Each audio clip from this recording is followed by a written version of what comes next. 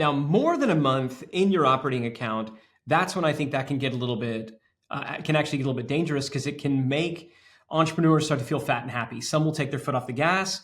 Some will overinvest in things without doing it. So I like about a month in operating. Now, outside of that, I do think it's important to have some type of a rainy day fund, emergency fund, that type of savings. And I do think that in the aggregate, all companies should seek to have 3 months of operating expenses. And I would mean that like true operating expenses. So you can take out your variable. Like, so this is if everything just, you can take out a lot of your variable expenses. So, so I mean like your fixed operating. So your payroll, your rent, your stuff that you're going to have to pay that's contractual, that's just absolutely the right thing to do. If everything goes horribly wrong, if you lose your merchant account, you can't do whatever, well, you could turn off ads.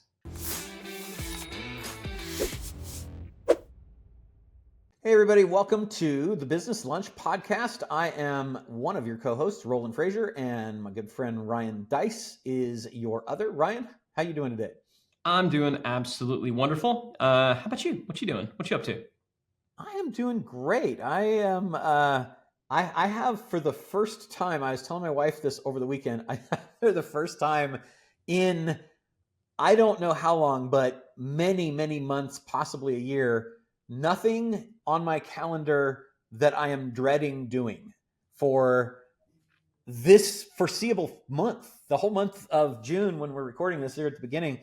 Usually there's some big giant frog to be eaten, like this just thing that I don't want to do, whether it's an event or a trip that I don't want to take for business, or, some big document or conversation, like, you know what I mean? Like there's just, it seems like, or I've got to build an entire product, and that's completely none of those things that I am not excited about are on my calendar, which makes me very, very happy. I'm glad that you acknowledged that, because I think it's good. Our personas, right? Like the characters that we put out there on the interwebs. We're very big on lifestyle and on freedom and all those kind of things. But I think it's also important to acknowledge that it's not a perfect situation. Like very often, because business is not always this perfect thing, very often we get pulled back into the day to day. As much as we fight and as much as we battle and as hard as we work and as much as we talk about the importance of building systems to exit the day to day, and that is our normal. I would say we get it more than most.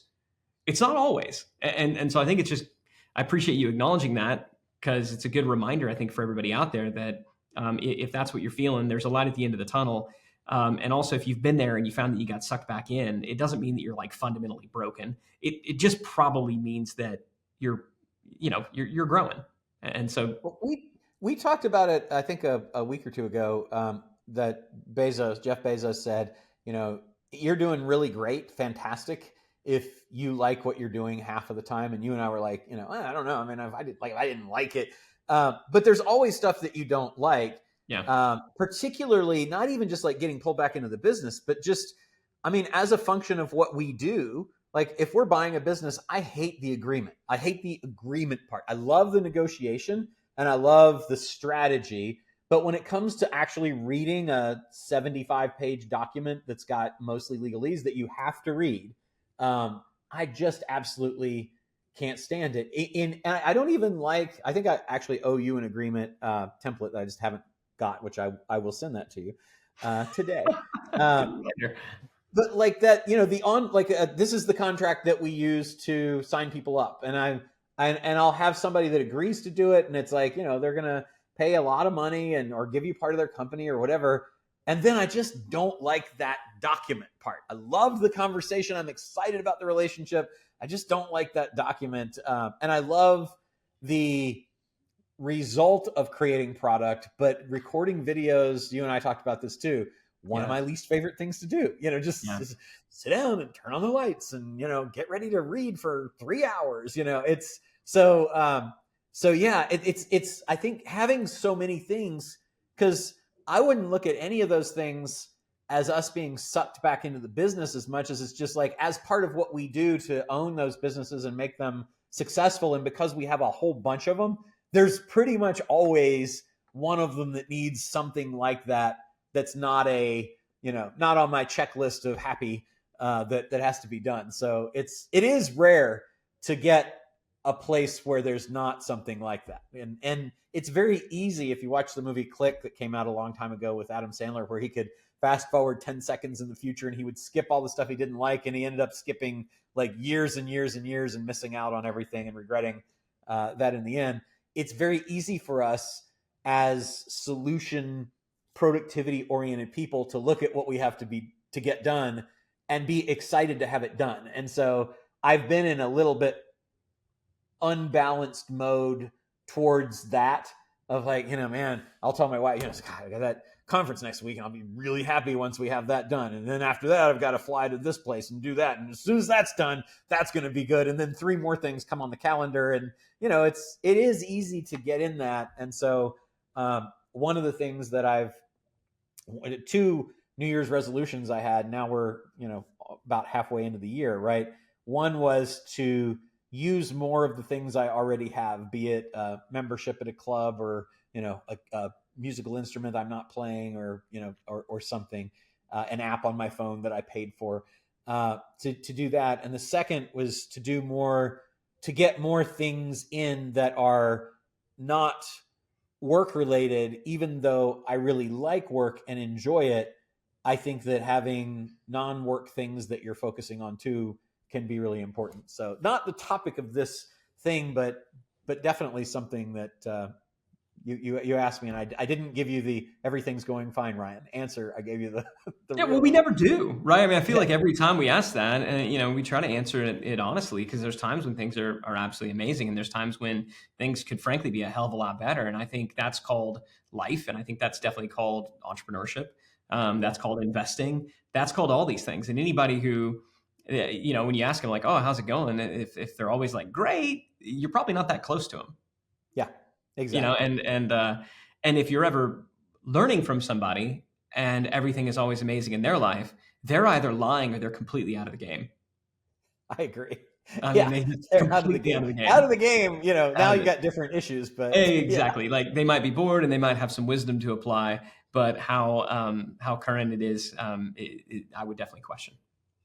So what Okay, are we talking so about? that said, I want to talk today. We just did an episode on summer slowdown, or just how do you generally deal with cyclicality in your business, and what are some of the specific strategies and tactics for dealing with that.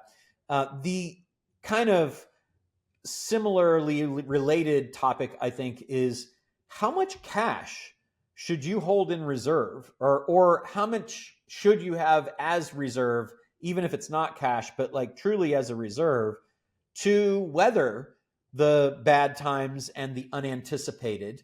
And there's a lot of different thinking on how to come up with that. And I specifically was asked by one of our portfolio companies to help establish that, because they're doing really, really well, and they're going to have an 8-figure profit, up from a 6-figure profit a year ago. So it's a Jeez. big, Yeah. big jump.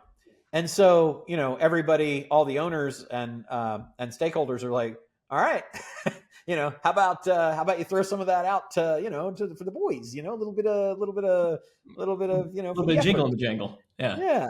Yeah. And so the CEO asked me, he said, hey, I'm all for that. Typically we've done this, but things are just in a whole different strata right now. So how do we go about doing that? And so I wanted to chat a little bit about it and kind of brainstorm with you on it.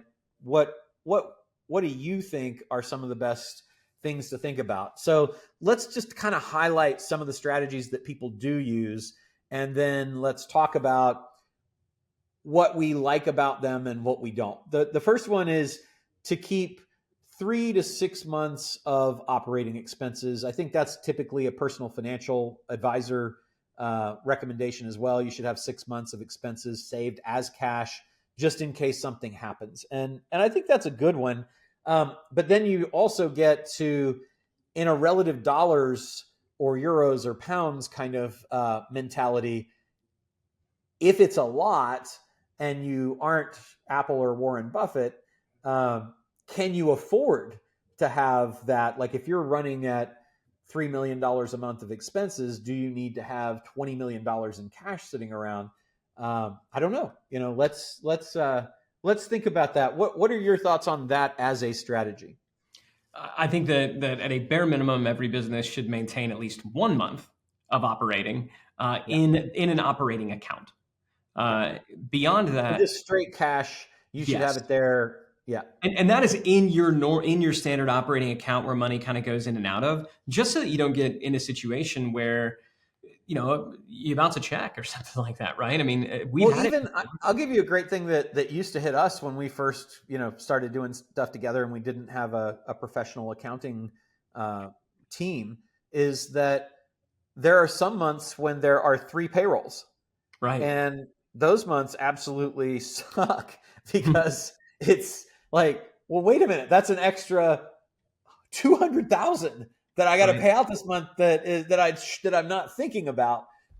So just even for something as simple as that, or the other thing that hits us very frequently is there's a holiday, and so we're prepaying the payroll 4 or 5 days ahead of when we would have normally, and we have to pull the payroll out of cash flow a few days before that to get it in the right account to be able to make the payroll. And so we may lose a week to 8 days of float, if you will. So I think just having a month is absolutely critical because there's stuff like that happens all the Yeah. time, right?